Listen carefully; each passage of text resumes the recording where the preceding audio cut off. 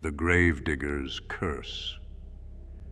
My name is Elias Carter, and for over 20 years I worked as a gravedigger in a small, forgotten cemetery in rural Vermont.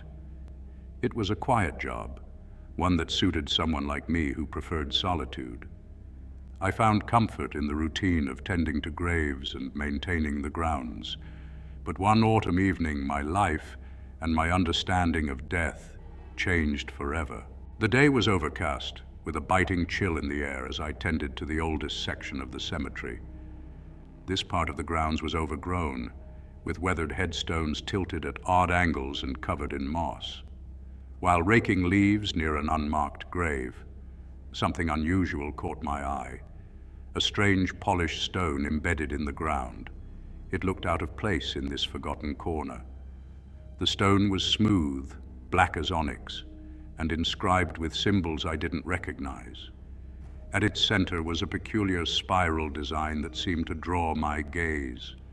An uneasy chill crept up my spine, but I told myself it was just an old artifact, likely left by someone long ago. Curiosity got the better of me, so I dug it up. That was my first mistake. As I unearthed the stone, I found a small wooden box buried beneath it. The wood was so old it nearly crumbled in my hands, but I managed to open it. Inside was a figurine carved from bone, a grotesque depiction of a hunched figure with hollow eyes and a menacing grin. As soon as I touched it, a strange sound broke the silence. It was faint, like a whisper carried on the wind, but I was certain it came from the hole I had dug. I should have buried it all back then and there. Instead, I took the figurine home, thinking it might be valuable or at least an interesting artifact. That decision haunts me to this day. That night, I placed the figurine on my kitchen table. There was something about it that made me uneasy, something in the way its empty eyes seemed to follow me. I tried to dismiss the feeling, blaming my nerves, and went to bed. At around 3 a.m, I was jolted awake by a faint noise. It sounded like whispering, but there was no one else in the house. I got up, heart pounding, and followed the sound to the kitchen. That's when I saw it. The figurine was no longer on the table, it was on the floor, facing the door as if it were trying to leave. The next day, I returned to the cemetery with the intention of burying the figurine back where I found it. But when I arrived, the grave I had disturbed looked different. The ground around it had cracked, and the headstones nearby seemed to lean toward it, as if drawn to its energy. As I stood there, a cold wind whipped through the cemetery, and I heard it again, the whispering. It was louder this time, more insistent, and it seemed to echo from every direction. The chill I felt was no longer from the wind. It was something deeper, something wrong. Over the next few days, things escalated. I started seeing shadows in my house that didn't belong, and every night I was plagued by the same chilling whisper, "You disturbed the gate." I began researching the symbols I'd seen on the stone and discovered they were part of an ancient ritual meant to trap spirits in the earth. The figurine I had taken wasn't just an artifact, it was a seal. By removing it, I had broken the barrier that kept something sinister locked away. The final piece of the puzzle came from an old journal I found in the town's historical society. It spoke of a watcher buried long ago in the cemetery, something not alive, but not entirely dead. It had been bound to the earth with a seal to keep it from wreaking havoc on the living. Determined to fix my mistake, I returned to the cemetery one last time with the figurine. The air was heavy with an unnatural cold as I approached the grave. The whispering had become deafening, and I could feel the ground trembling beneath my feet. Standing over the cracked grave, I placed the figurine back into the box and began to bury it. But as I worked, the earth split open, revealing something that should never have been seen. A shadowy figure with hollow eyes and an impossibly wide grin, its form writhing as though it were made of smoke. "You cannot undo this," it said in a voice that made my blood run cold. "You opened the gate. Now the gate is open for you." With trembling hands, I shoved the figurine into the ground and began reciting a prayer I'd read in the journal. The creature screamed, a sound so piercing I thought I might go mad. And then, silence. The earth sealed itself, and the wind died. I left the cemetery that night, but I have never truly escaped. The whispers followed me home, though quieter now. Shadows still dance in the corners of my house, and sometimes, when I pass a mirror, I catch a glimpse of the figure staring back at me. The grave remains sealed, but I know it's only a matter of time before the curse demands another victim. If you ever find a strange artifact in an old cemetery, leave it where it lies. Some doors are meant to stay closed. The Crypt of Shadows. My name is Sarah Johnson, and this is a story I've tried to forget for years. Back in the summer of 2009, I was just a high school senior looking for some cheap thrills before graduation. My friends and I thought it would be fun to explore an abandoned cemetery just outside of New Orleans, a place steeped in history and eerie tales.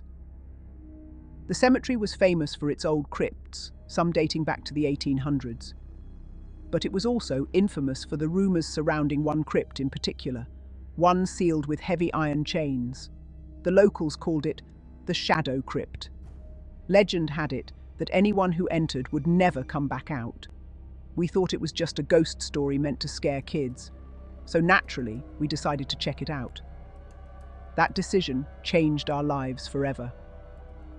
It was a humid July night when we snuck into the cemetery. The air was thick with the smell of damp earth and moss, and the crickets were unusually quiet. Armed with flashlights and a mix of excitement and fear, we made our way past rows of broken tombstones and overgrown weeds. Eventually, we found it, the Shadow Crypt. It was larger than we expected, its entrance blocked by heavy chains that were rusted but intact. The moonlight made the crypt's carvings shimmer, revealing intricate symbols that none of us recognized. "Looks creepy as hell," my friend Mark said, laughing nervously. "Let's open it," Jenna, our most fearless friend, suggested. She pulled a bolt cutter from her backpack and started snapping the chains. I wanted to protest, but the curiosity was stronger than my fear. When the chains fell away, the heavy stone door creaked open. A foul, musty smell hit us like a wave, and I almost turned back. But Jenna had already stepped inside, and the rest of us followed her into the dark. The air inside was cold, far colder than it had any right to be on a summer night. Our flashlights illuminated rows of old wooden coffins stacked against the walls. The floor was covered in dust and cobwebs, untouched for what seemed like centuries. In the center of the crypt was a pedestal with an open book. The pages were yellowed with age, and strange, spidery handwriting filled every inch. Jenna started flipping through it, and that's when things got weird. As Jenna read aloud from the book, the air grew colder. The shadows cast by our flashlights seemed to stretch and shift unnaturally. Suddenly, the door slammed shut behind us, plunging the crypt into near-total darkness. "What the hell?" Mark shouted, running to the door and pushing against it. It wouldn't budge. That's when we heard it, a low, guttural whisper that seemed to come from everywhere and nowhere at once. At first, we thought it was the wind, but the whispers grew louder, more distinct, until they formed words. "You shouldn't have come here." Our flashlights flickered and went out, leaving us in complete darkness. Panic set in as we fumbled to relight our flashlights. When mine came back on, I wished it hadn't. The shadows in the crypt were no longer just shadows. They had shape, movement, twisting and writhing like smoke given life. And they were coming toward us. Jenna screamed as one of the shadows enveloped her, pulling her toward the pedestal. Mark grabbed her arm, but the shadow was too strong. It yanked her away, and we could only watch as she disappeared into the darkness. We ran. In the pitch black, we stumbled over broken coffins and cracked stone. The whispers grew deafening, their words incomprehensible, but filled with malice. Mark and I reached the door and threw our weight against it. It didn't move. "Help me!" Jenna's voice echoed from the darkness, but it didn't sound like her. It was distorted, otherworldly. Desperate, I grabbed the book from the pedestal and threw it against the wall. The whispers stopped abruptly, and the shadows froze. Then, the door creaked open just enough for us to squeeze through. We didn't look back as we sprinted out of the cemetery and into the humid night. We didn't stop until we reached Mark's car. Jenna was never found. We told the police that she ran off and got lost, but deep down we knew the truth. The shadow crypt had taken her, and we had no idea how to get her back. Mark and I stopped talking after that night. I think he blamed me for suggesting we go to the cemetery, and maybe he was right.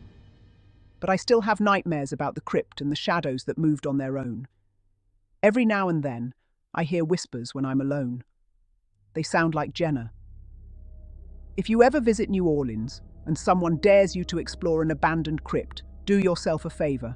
Don't go inside. Some shadows are better left undisturbed. The Grave of the Witch. My name is Daniel, and I've always had a fascination with history. As a professor of colonial-era America, I've spent years researching the lives and legends of the 17th and 18th centuries. But my curiosity often takes me beyond the archives and into the field. That's how I ended up in a small town in Massachusetts, investigating the grave of a woman accused of witchcraft, a discovery that still haunts me. The locals called her the Silent Witch. According to legend, she was executed in the late 1600s during the height of the Salem witch trials, though her name was erased from records. Her unmarked grave was said to hold a terrible curse, and anyone who disturbed it would pay dearly. Of course, I dismissed this as superstition. I was determined to find her grave and uncover the truth about her story. But as I would soon learn, some truths are better left buried. The grave was located in a small, secluded cemetery on the outskirts of town. The place was overgrown, with vines creeping over crumbling headstones. After hours of searching, I found what I believed to be her grave. A simple, weathered stone with no name, just a faint carving of a crescent moon. Excited by my discovery, I dug carefully around the grave. Beneath the soil, I found a wooden box, its surface blackened with age. Inside were the remnants of what looked like a bundle of herbs, a small bone knife, and a piece of parchment covered in indecipherable symbols. I thought it was a breakthrough, evidence of the town's dark history. But as I packed up the items to take back for analysis, I felt an inexplicable chill, like someone was watching me. That night, back at my hotel, I examined the items I had retrieved. The symbols on the parchment seemed like a blend of runes and Latin, but I couldn't make sense of them. I left everything on the desk and went to bed, exhausted from the day. I woke around 3 a.m. to the sound of something scratching at the window. My room was on the second floor. Heart pounding, I slowly approached the window, but there was nothing there. When I turned back, the parchment was no longer on the desk. I found it on the floor, next to the bone knife. The symbols on it seemed darker, as if freshly written, and the crescent moon carved into the grave was now etched faintly into the parchment's corner. Over the next few days, strange things began to happen. Wherever I went, I felt a presence, like someone was following me. Shadows in my peripheral vision seemed to move, and the air around me was always cold, even in the summer heat. I also started having vivid nightmares. In one, I saw the witch, her face pale, her eyes black as night. She stood at the foot of my bed, whispering in a language I couldn't understand. When I woke, the bone knife was on the nightstand, though I was certain I had left it in my bag. Desperate for answers, I visited the town's historical society. There, I found an old ledger that mentioned a woman executed for witchcraft in 1692. Her name was Eleanor Thorne, and she had been accused of summoning spirits to avenge the death of her son. According to the record, she cursed the land before her death, vowing that anyone who disturbed her grave would suffer her wrath. It all made sense. By disturbing her grave, I had brought her curse upon myself. But how could I stop it? I returned to the cemetery that night, determined to put everything back. Armed with a flashlight, the box, and the items I had taken, I retraced my steps to her grave. The wind howled through the trees, carrying whispers that seemed to come from every direction. As I placed the items back into the box, the ground beneath me began to tremble. A figure emerged from the shadows. Eleanor. Her form was barely solid, like smoke given shape, but her eyes burned with fury. "You took what was mine," she said in a voice that was both distant and deafening. "Now, you will join me." Panicking, I remembered the symbols on the parchment. Using the bone knife, I traced them into the dirt around the grave, reciting the words as best as I could. The air grew heavy, and Eleanor let out a scream that echoed through the cemetery. When I woke, it was morning, and I was lying next to the grave. The box and its contents were gone, buried once more. But the crescent moon symbol was now burned into the palm of my hand, a permanent reminder of what had happened. I left Massachusetts that day, vowing never to return. But Eleanor hasn't let me go.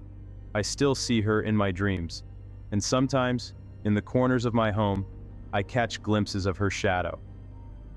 If you ever hear of an unmarked grave, take my advice. Leave it alone. Some stories are meant to remain untold. The Lantern Keeper. My name is Matt Turner, and I never thought I'd be the type to stumble into a ghost story. I'm a freelance journalist, chasing down local legends and eerie tales across the country for an online publication. Most of the time, it's harmless fun, stories about haunted houses or mysterious lights in the woods.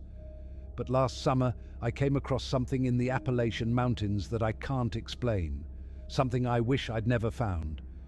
The story was about a forgotten cemetery, deep in the woods of West Virginia. Locals whispered about a figure known as the Lantern Keeper, a man who supposedly roamed the cemetery at night, carrying an old oil lantern. They claimed he wasn't protecting the cemetery from intruders. He was protecting the living from whatever was buried there. It sounded perfect for my next article. So I packed my camera, notebook, and recorder and headed into the mountains. I wasn't prepared for what I found. Getting to the cemetery wasn't easy. I followed vague directions from a local gas station clerk who warned me not to stay there after dark. The trail was barely visible, overgrown with weeds and surrounded by thick forest. After an hour of hiking, I spotted a clearing. The cemetery was small and unkempt, with crumbling headstones and iron fences twisted by time. In the center stood a single large oak tree, its gnarled branches reaching out like claws. The air was heavy, carrying the scent of damp earth and decay. I set up my camera and started taking photos. The sun was setting, and the shadows stretched across the cemetery like grasping hands. I should have left then, but I wanted to see if the Lantern Keeper would show up. It was around midnight when I saw the light. At first, it was just a faint glow flickering between the trees like fireflies clustered together. Then it grew brighter, steadier, until I could make out the shape of an old oil lantern swaying in the darkness. Behind it was a figure, a tall man in a long coat and wide-brimmed hat. His face was obscured by the shadows cast by the lantern's glow. I raised my camera, but the man stopped walking. He tilted his head toward me, as if he knew I was watching. Then, in a voice that was low and gravelly, he said, "You shouldn't be here." I froze. Before I could respond, he turned and walked deeper into the cemetery, the lantern's light flickering as he moved. Against every instinct, I followed him. The Lantern Keeper led me to the base of the oak tree. Beneath it, the ground was bare, as if no grass dared to grow there. He stopped and turned toward me, the lantern's glow revealing his face for the first time. His eyes were hollow, his skin pale and stretched tight over his bones. "This place is not what it seems," he said. "It holds them, but if you stay, they will come." "Who?" I asked, my voice barely above a whisper. He didn't answer. Instead, he placed the lantern on the ground and began walking away. The light flickered out, leaving me alone in the dark.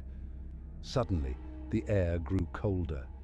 The silence was oppressive, broken only by the sound of my own breathing. Then I heard it, whispers. They were faint at first, like wind moving through the trees, but they grew louder, angrier, until it felt like the voices were right next to me. I shined my flashlight around, but it barely pierced the darkness. That's when I saw them, shadows moving between the graves, faster than anything human. They were shapeless at first, but as they drew closer, I saw faces. Twisted, angry faces with empty eyes. Panic set in. I ran toward the trail, my flashlight bouncing wildly in my hand. The whispers followed, growing louder with every step. Just as I reached the edge of the clearing, the lantern's light appeared again, blocking my path. The lantern keeper stood there, holding the lantern high. The whispers stopped instantly, and the shadows retreated, melting back into the graves. "You were warned," he said, his voice filled with a mix of anger and sadness. "Now you've seen them. They'll never forget you." He lowered the lantern, and the light faded. When I blinked, he was gone. I stumbled back to my car and sped down the mountain, not stopping until I reached the safety of my hotel. I told myself I wouldn't write about what happened, that it was too dangerous to share. But I couldn't shake the feeling that the lantern keeper had saved my life, or at least delayed whatever fate the shadows had in store for me.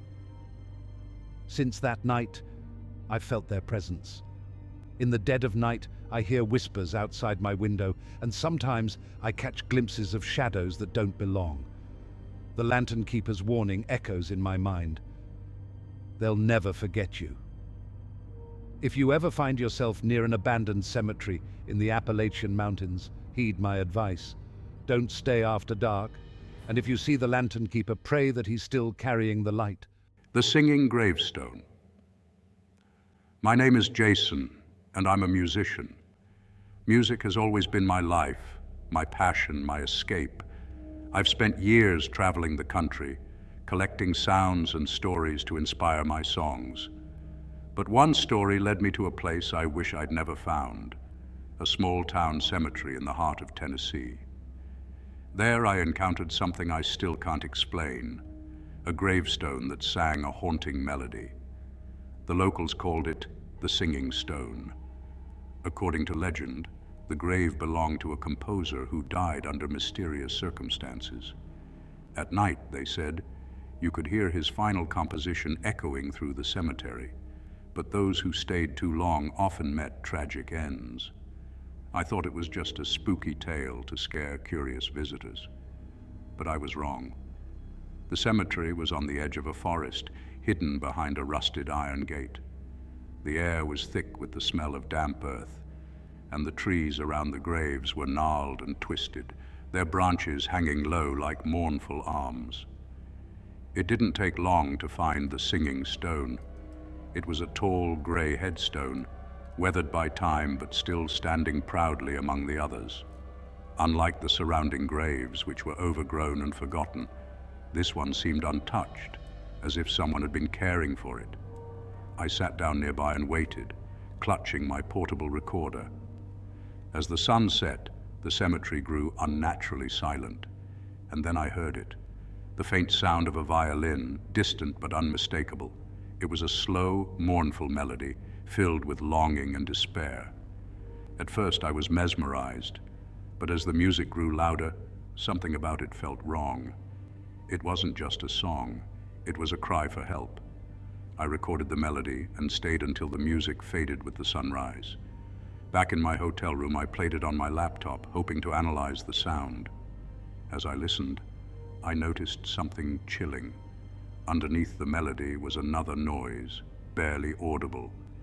It was a whisper, like someone murmuring words just out of reach.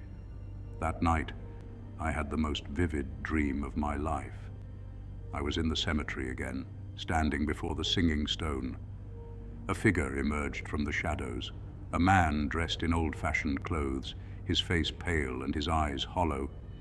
He held a violin, but the bow was splintered, and the strings were frayed.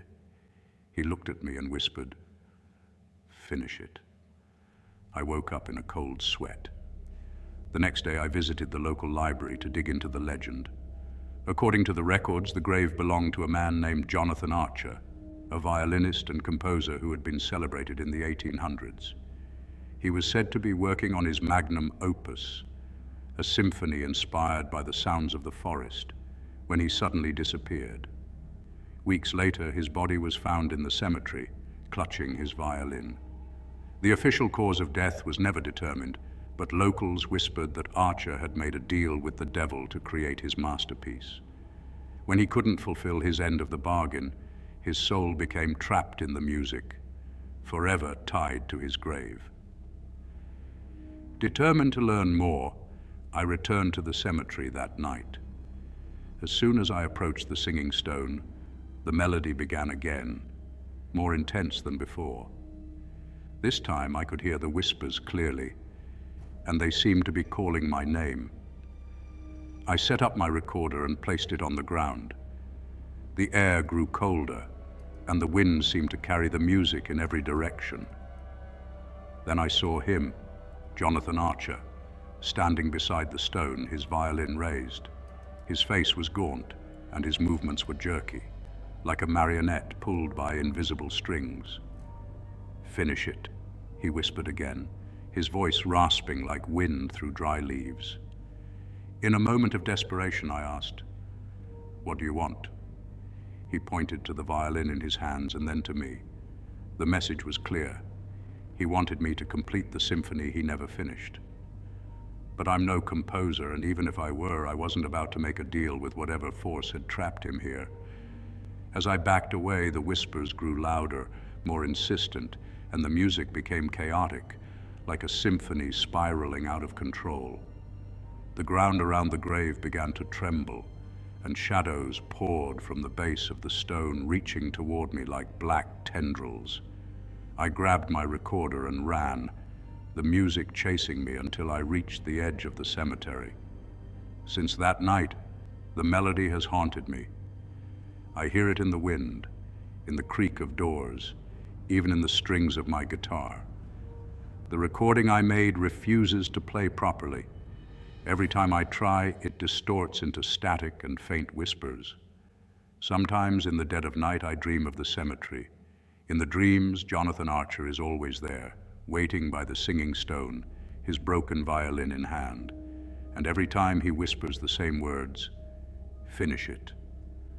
If you ever hear of a gravestone that sings, don't go looking for it.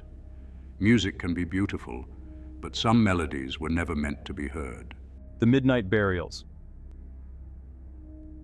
My name is Eric, and I've spent the last decade hiking through America's wilderness, photographing hidden places and forgotten stories.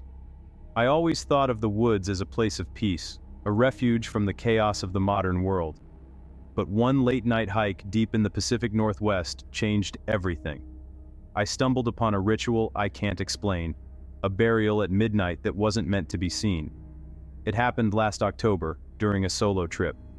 I had planned to spend a week hiking and photographing old logging trails.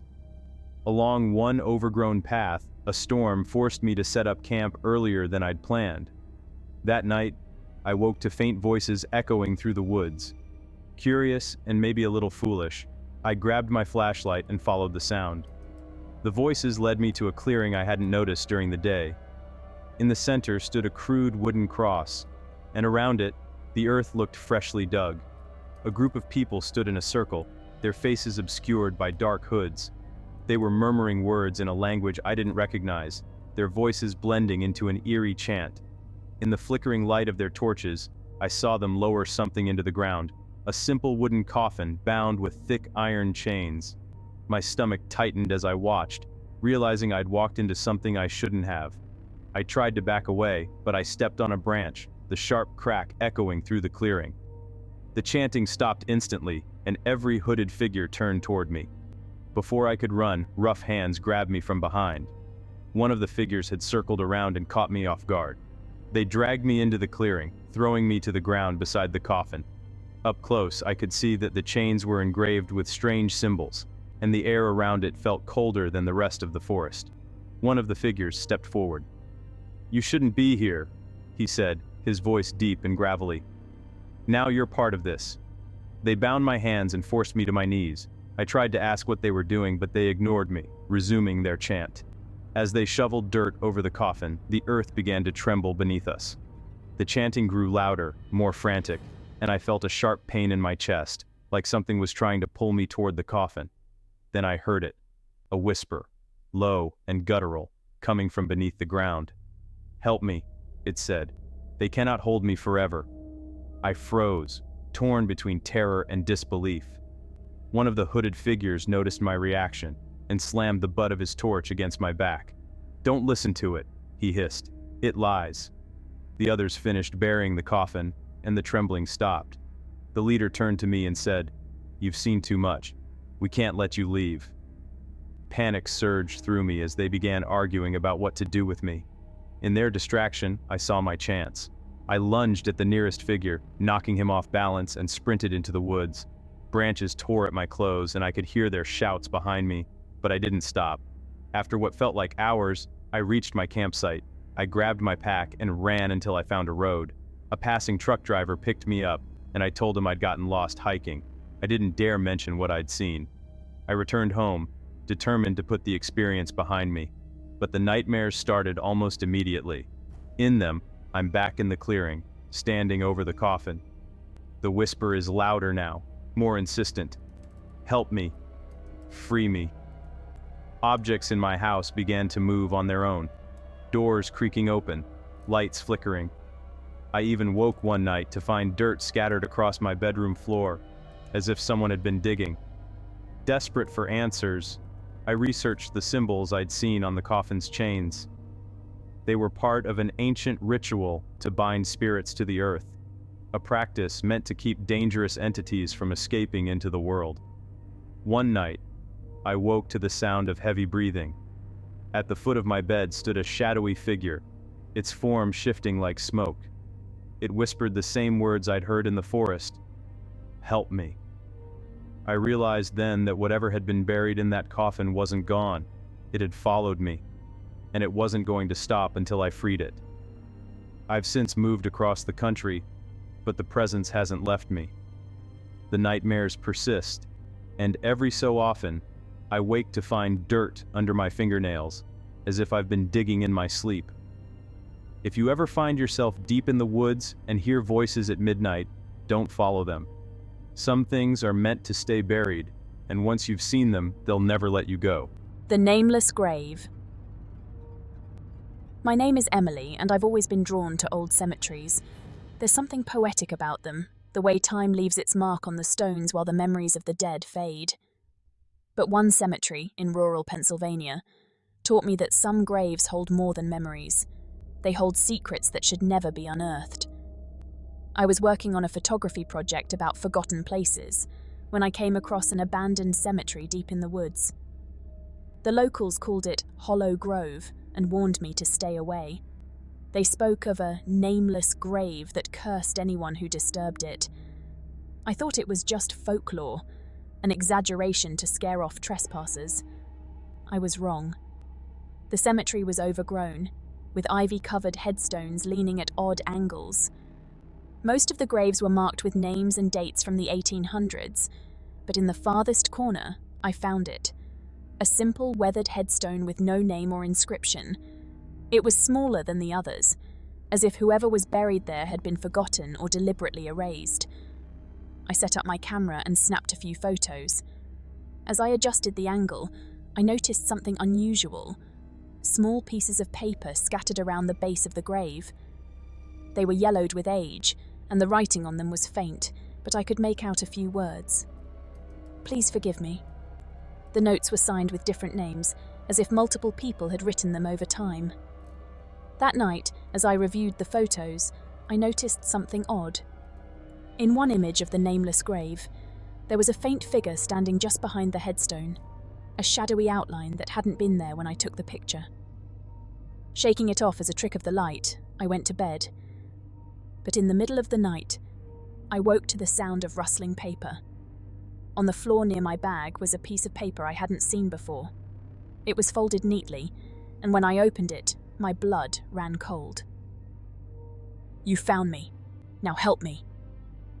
Over the next few nights, the same dream plagued me. I was back at the cemetery, standing over the nameless grave. The ground beneath my feet shifted, and a voice echoed in my head. "You must finish what they started." In the dream, I would dig into the earth, but I always woke up before I could see what was buried there. The voice stayed with me even after I woke, a faint whisper in the back of my mind. Determined to find answers, I visited the local historical society. The librarian, an older woman named Margaret, was reluctant to help me at first. "That cemetery's best left alone," she said. "Nothing good ever comes from digging up the past." Eventually, she handed me an old journal belonging to a preacher who had once lived in the area. One entry stood out. "We buried the child today. No name, no marker, as agreed. May God forgive us for what we've done." The entry was dated 1834, but there were no further details. A child with no name, no marker. Why had they gone to such lengths to hide the grave? I returned to the cemetery, compelled to find out more. This time, I brought a small spade. As I began digging near the base of the Nameless Grave, the whispers started again. At first, they were faint, like wind through the trees, but soon they grew louder, forming words. Deeper. Don't stop. My hands trembled as the spade struck something solid. It was a small wooden box, worn and splintered with age. Inside was a single item, a locket. I opened it to find a portrait of a young girl, no older than 10, staring back at me with sad eyes. As I held the locket, the ground beneath me trembled, and a voice rang out, clearer than ever. "You shouldn't have done that." I stumbled back, clutching the locket, as the earth around the grave began to crack. A dark mist seeped from the ground, and in it I saw the figure from my photo. It was the girl from the locket, her face pale and twisted with anger. The whispers turned into screams, and shadows emerged from the surrounding graves, circling me. The girl pointed at me and said, "You are the last. Now finish it." Terrified, I dropped the locket and ran, the shadows chasing me through the woods. I didn't stop until I reached my car. When I looked back, the shadows were gone, but I could still hear the whispers, faint but persistent.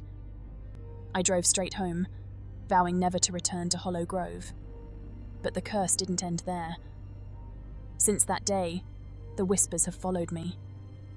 Sometimes I wake to find dirt on my hands or pieces of paper scattered around my room, each one bearing the same words.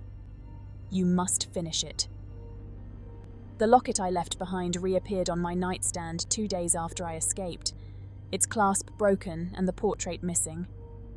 Now, every time I close my eyes, I see her, the nameless girl, watching, waiting for me to finish what I started. If you ever come across a nameless grave, heed my warning. Some secrets are better left buried. The Cemetery of the Forgotten. My name is Alex, and I'm an archaeologist specializing in lost settlements. Over the years, I've explored ancient ruins and forgotten villages across the country, but nothing compares to what I found in a remote corner of the New Mexico desert. It was a ghost town called Clearwater, a place abandoned nearly a century ago after its residents mysteriously vanished. The only thing that remained was a cemetery, known as the Cemetery of the Forgotten. I was there on an academic expedition to uncover the history of the town. What I uncovered instead was something far darker, a secret buried with the people of Clearwater, a secret that refused to stay hidden. Clearwater was miles from the nearest road, accessible only by a dusty trail that wound through barren desert and jagged cliffs. The town itself was little more than a collection of crumbling adobe buildings, their walls scorched by the relentless sun. The cemetery, however, was intact. Rows of graves stretched across the hillside, each marked by a simple wooden cross. Many of the graves had no names, just numbers carved into the wood. Local legends claimed these were the graves of people who never existed. I set up camp near the cemetery, determined to document the site and uncover the truth about its mysterious residents. That night, as I lay in my tent, I heard footsteps outside. At first, I thought it was one of my team members, but when I stepped out to check, the campsite was empty. The footsteps continued, echoing faintly from the direction of the cemetery. Curiosity got the better of me. I grabbed my flashlight and followed the sound. The moon cast long shadows over the graves, and the crosses seemed to sway in the breeze, though there was no wind. As I approached one of the nameless graves, the footsteps stopped abruptly. Then I heard a whisper, a faint, raspy voice.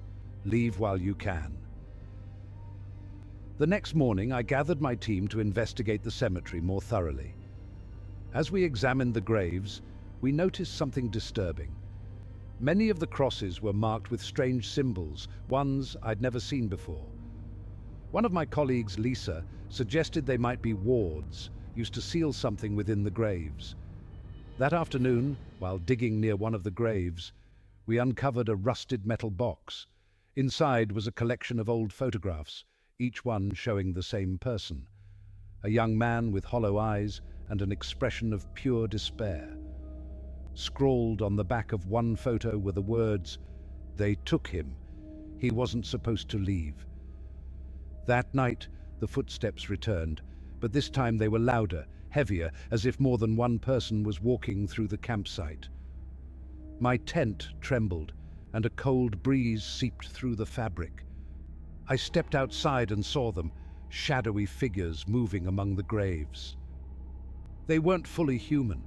Their forms were twisted, their movements jerky and unnatural, like marionettes on invisible strings. Their hollow eyes glowed faintly in the dark as they turned toward me. "Alex, what are you doing out here?" Lisa's voice startled me, breaking my paralysis. She was standing behind me, flashlight in hand. I turned back to the graves, but the figures were gone. The next day, while exploring one of the abandoned buildings in Clearwater, I found an old journal hidden under the floorboards. It belonged to the town's pastor, and it detailed the town's last days. According to the journal, Clearwater had been plagued by a series of disappearances. People would vanish without a trace, only to reappear weeks later, their faces gaunt and their eyes vacant.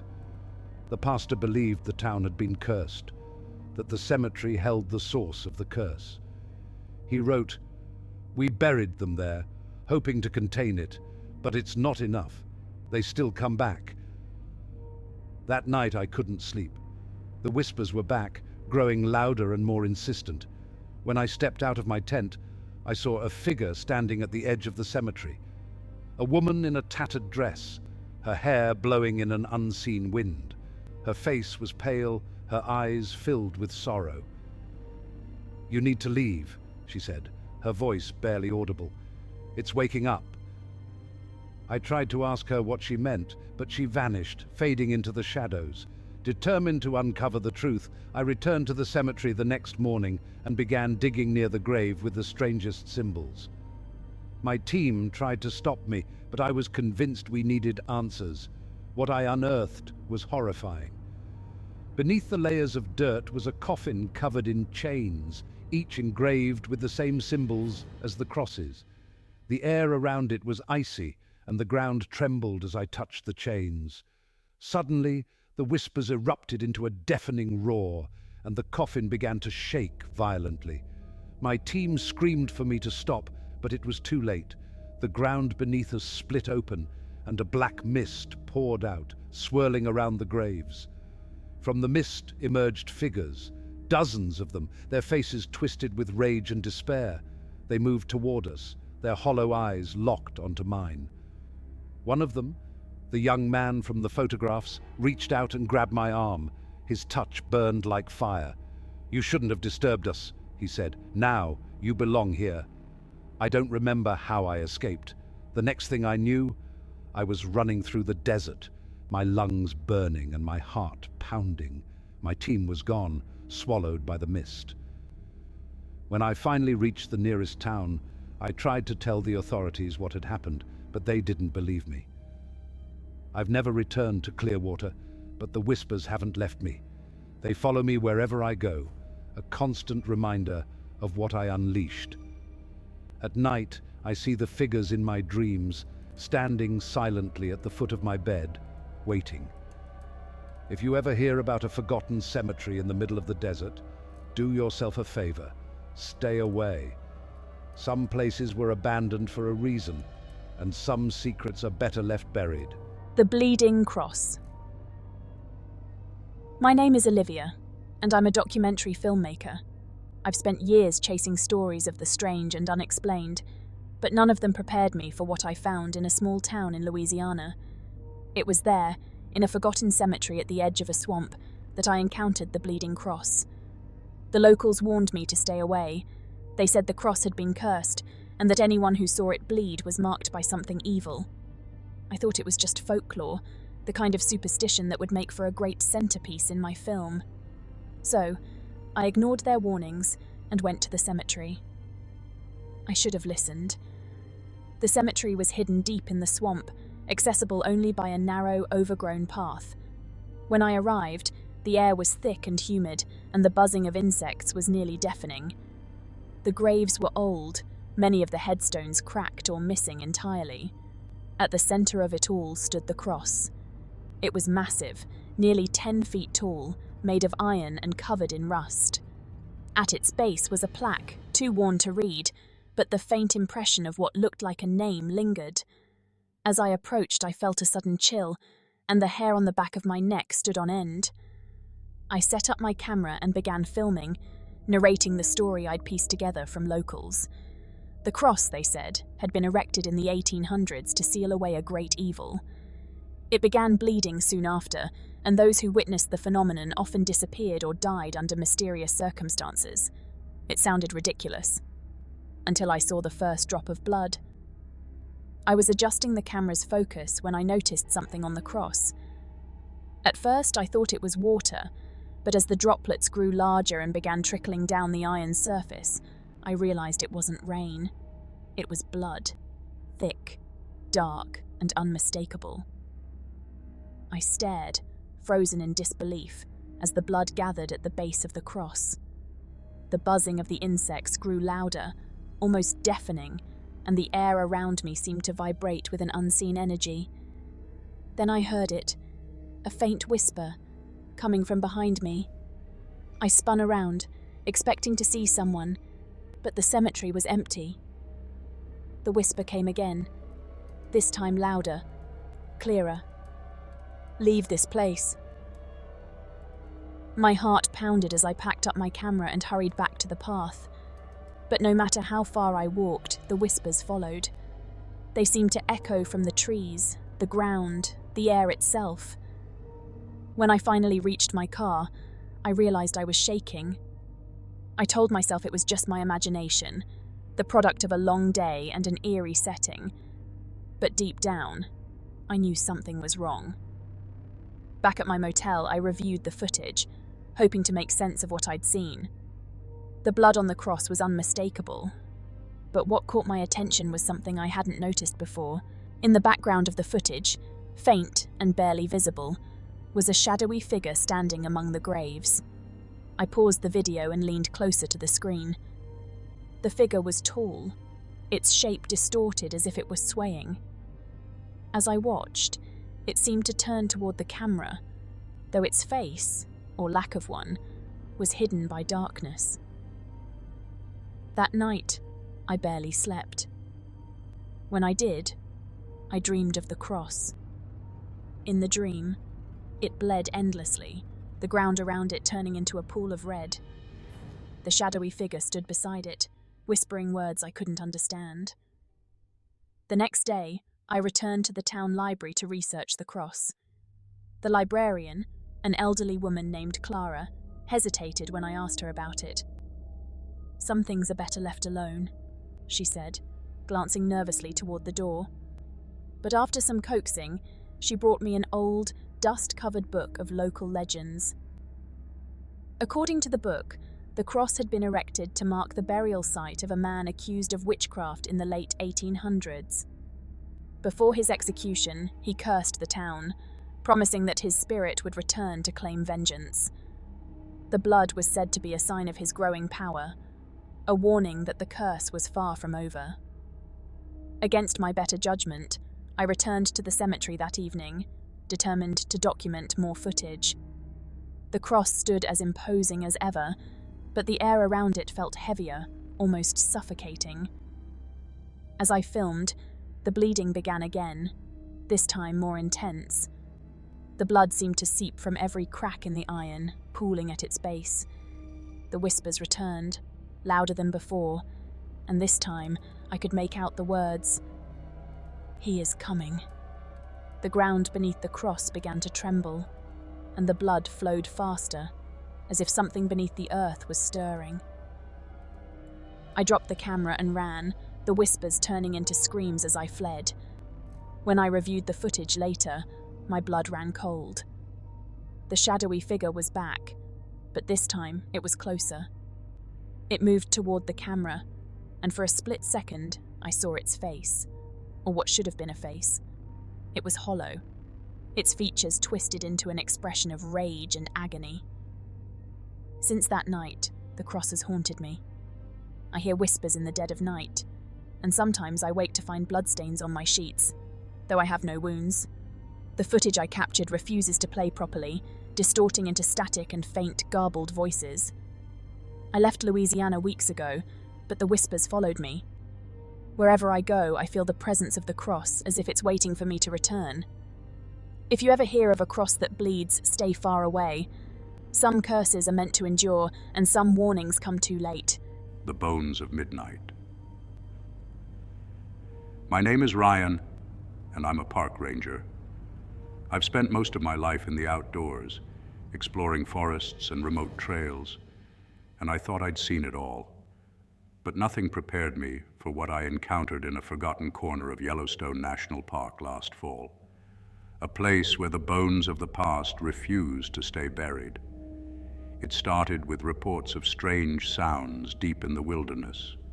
Hikers described hearing the clattering of bones and whispers in the wind.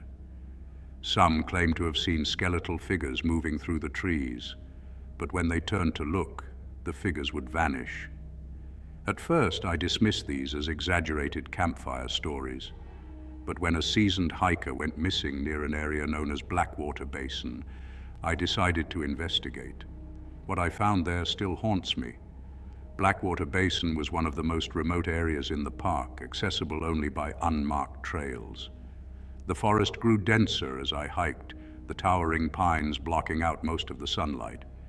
By the time I reached the basin, the air was heavy with an unnatural silence. The first thing I noticed was the smell, a sickly, sweet odor of decay that made my stomach churn. Then I saw them, bones scattered across the forest floor. Some were animal, but others were unmistakably human. In the center of the basin was a large stone slab partially buried in moss and dirt. Carved into its surface were strange symbols, worn with age but still visible. Surrounding the slab were piles of bones, arranged in intricate patterns that made my skin crawl.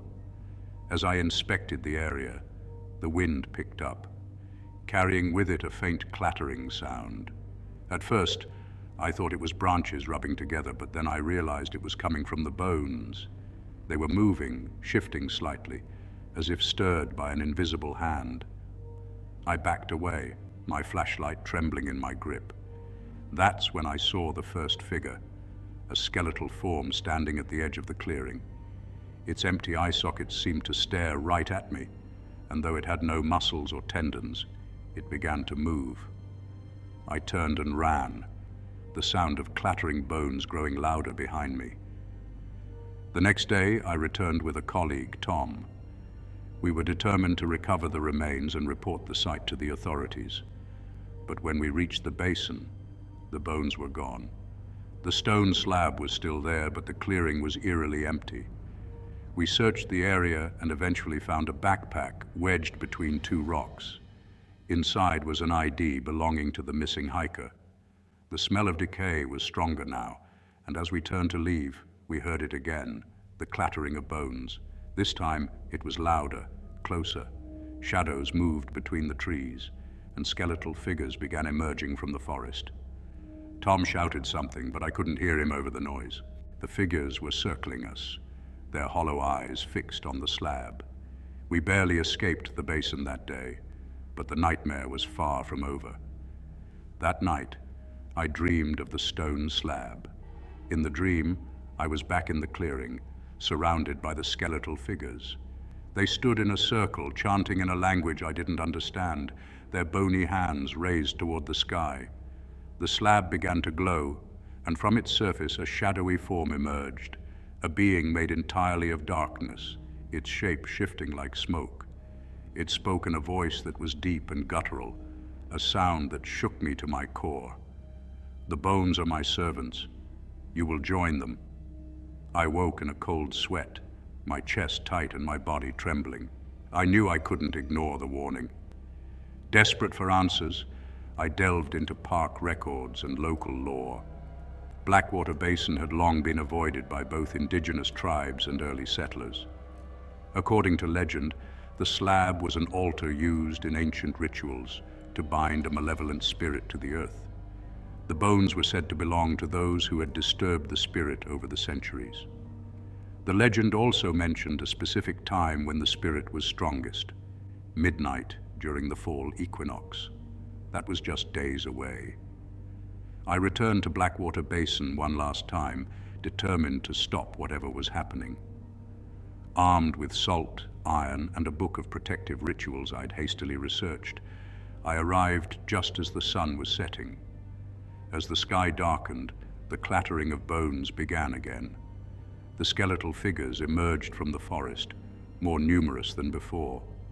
They surrounded the slab, their empty eyes glowing faintly in the dim light. I began the ritual, scattering salt around the clearing and reciting the words I'd memorized. The figures hesitated, their movements slowing, but the ground beneath the slab began to crack. From the fissures emerged the shadowy form from my dream. Its presence was overwhelming, its voice echoing in my mind. "You cannot stop what has already begun." The ritual worked, but only partially. The skeletal figures collapsed into piles of bones, and the shadow retreated into the slab. But as I turned to leave, the slab glowed faintly, and I heard the spirit's final words. "You delayed me, but you cannot hold me forever." Since that night, I haven't been able to return to the park. I left my job and moved to a different state, but I still feel the spirit's presence. At night, I hear the sound of bones clattering outside my window and shadows flicker in the corners of my room. The slab remains in Blackwater Basin, waiting for the next person foolish enough to disturb it. If you ever find yourself near a place where bones move and the air feels wrong, heed my warning. Turn around. Some spirits are bound to the earth for a reason, and not even death can stop them.